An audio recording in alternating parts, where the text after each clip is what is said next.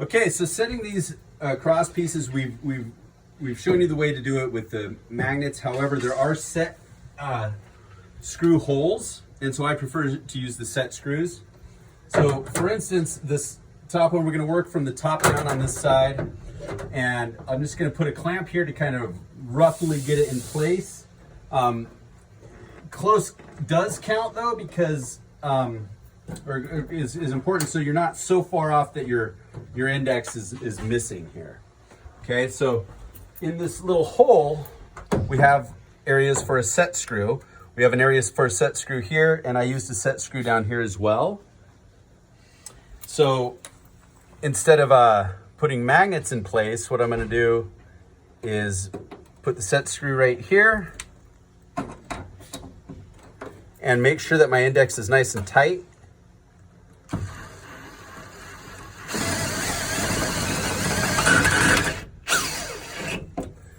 And just get it snug. I'm not going to over tighten the set screw because you don't want it to peel out. So in order to get this vertical piece in, we actually need this piece to tell us how far away from the front Z-line to put it. So that's why we're going to work from the top down.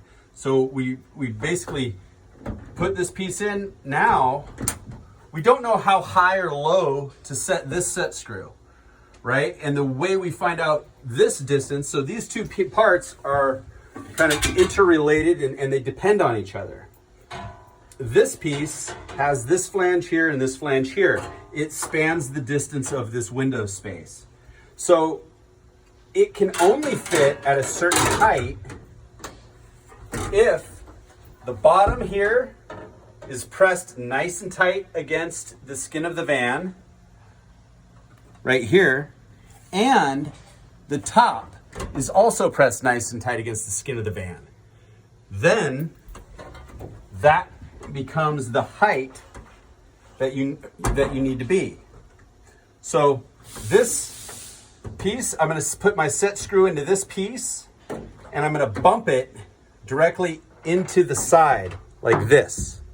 Okay? So I'm bumping it into this piece, and I'm pushing my knee against this right here so it's against the skin of the van, pushing the top nice and close against the skin of the van, and we'll put our set screw right in there.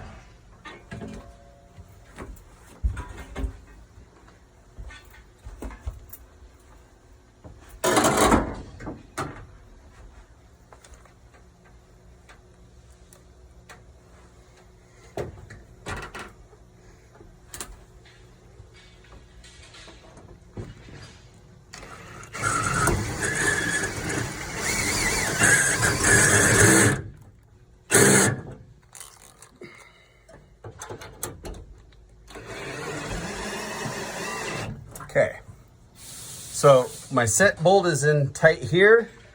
I'm tight against the skin of the van down here. That means I can now take this piece, because you'll notice it's a little bit high right here, so I'm going to release it and see how it can float. I'm going to let it sit down, and I'm going to set my set screw right here. Now all of these pieces are locked in where they need to be.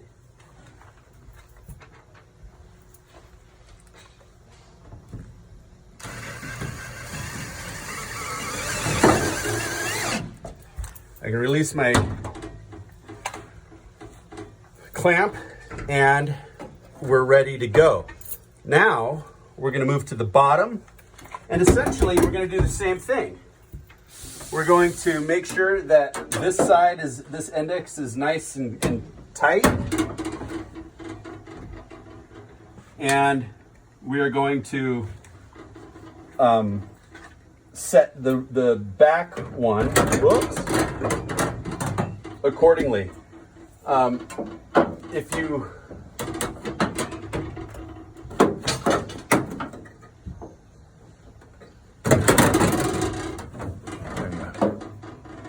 You can push stop if you want for a second here.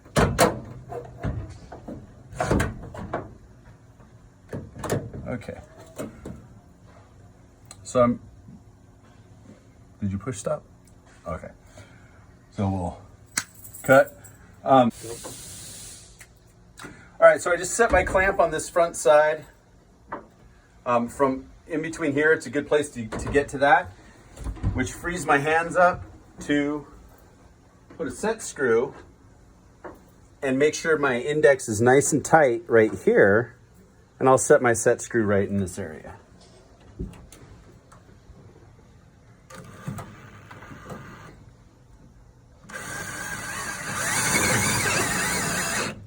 Okay. Now, same situation. I'm going to move this up so my indexes are nice and tight together.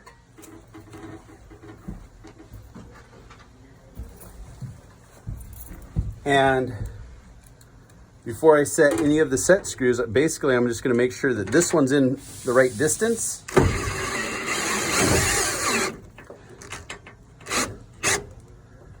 As such, and now I know that this is nice and tight, so I can set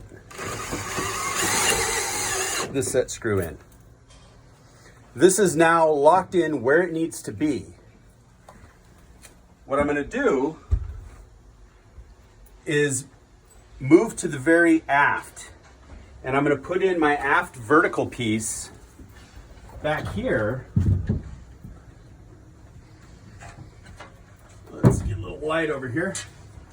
And with this piece, I'm going to use my riv nut setter, and I'm going to set this top riv nut hole into the OEM riv nut hole that I widened down here. So we'll set this riv nut hole in. In order to do that, these little tabs are hand bent, and so sometimes they're not on the right plane. So you'll take a pair of pliers, bend it out of the way. Same with this one down here. It may interfere with the bottom. So we'll just take it and bend it up. It'll easily bend back down, so don't worry about over bending it.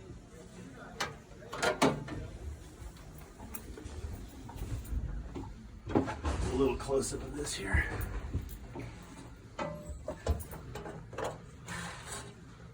Ready?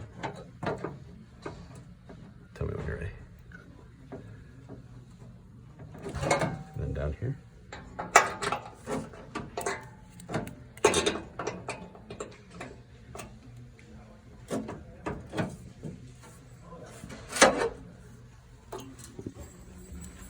Just sit on that one.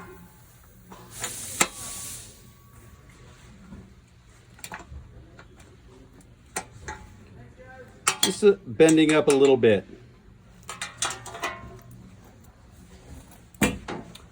Okay, need the riv nut gun.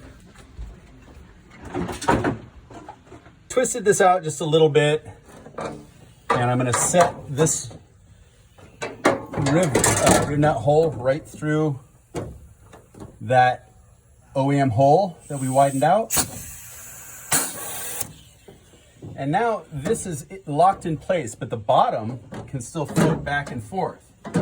So we're going to kind of do the same thing where we're going to put this horizontal piece in first, and this time we're going to do the lower horizontal piece first. And I'm going to use the same method of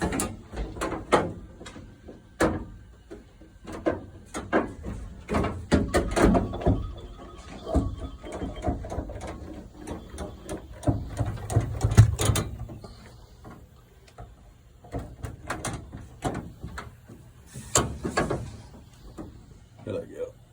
There we go. Okay. Oh, thank you. Okay. So I just have a clamp in here, loosely holding this back end up.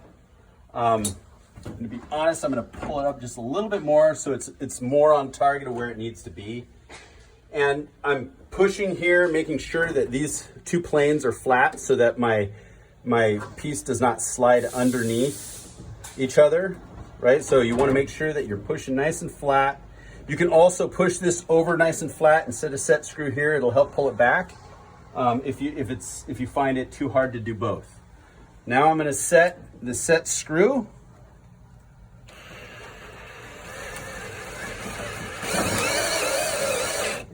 Into this index, and we know that it's nice and tight, and move to the back.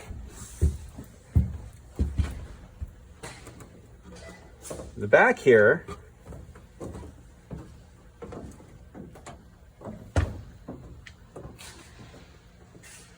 I just want to make sure that I'm where I need to be between the two spaces. Yeah, I need a mallet. Okay, so this, again, I want to make sure the plane is nice and tight. I just put my index in, drive this piece so it's nice and tight through here, and that will allow me to set my set screws accordingly.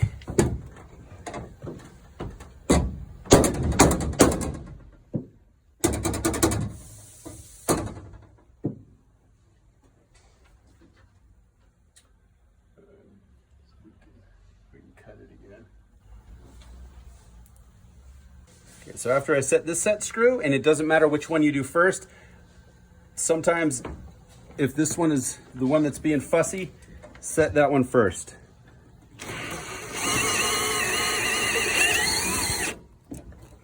Okay, at this point, you notice I overbent this, but it doesn't matter at this point. I can easily take a mallet and whack it back down, and now it's nice and flat again. So don't worry about that. You're not going to be doing it so much that it weakens it. Same with up here. A little bit of a tap, nothing hard. You're not beating anything really hard. You're just giving a small tap, and it bends pretty easily. So after we've done the bottom now is where it needs to be on the vertical here. So we'll work on the top. This is an area where I would use one clamp, because you can see how this is sort of twisted out, and it's twisted out because we haven't set these holes up on top yet. So just go ahead and use your clamp to squish it nice and tight so this is nice and flat against the same plane. What you're going to want to do is check to make sure when this is in here, you may need to shave off a little bit of this tongue here. There's a little bit of discrepancy in where the bolt is, so this may need to be shaved off and it may not. So if I put it in here and flatten it out, you'll see that it actually extends a little bit long.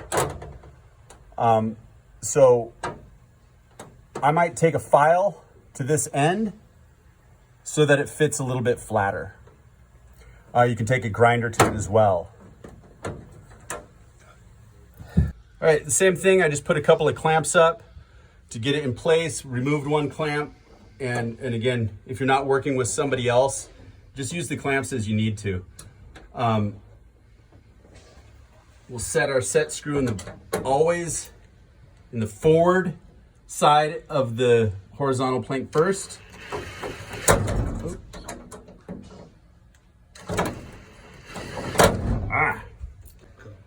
Okay, I use the clamps to get it in place, remove the clamp on this side. So if you're just working alone, just use your clamps as your other hand. Same thing, always set the index that is on the forward side of these horizontals first. You're driving everything forward until you get to the very back. So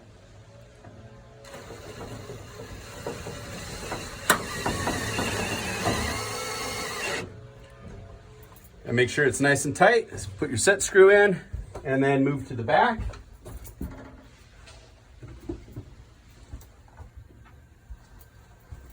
And set your last two set screws. Really, this is holding this one in place, but I like to put one here too, because right now I have a clamp squishing it nice and tight. So if I want to remove the clamp, I may as well set this set screw. Either way, it doesn't really matter. I can leave the clamp in place until I punch all my holes as well. So now you can remove this and you're ready to punch all of your holes, and then you can remove your set screws, clean everything up, put your sealer on, put it back on, and make sure that you're also sealing this piece of steel as well.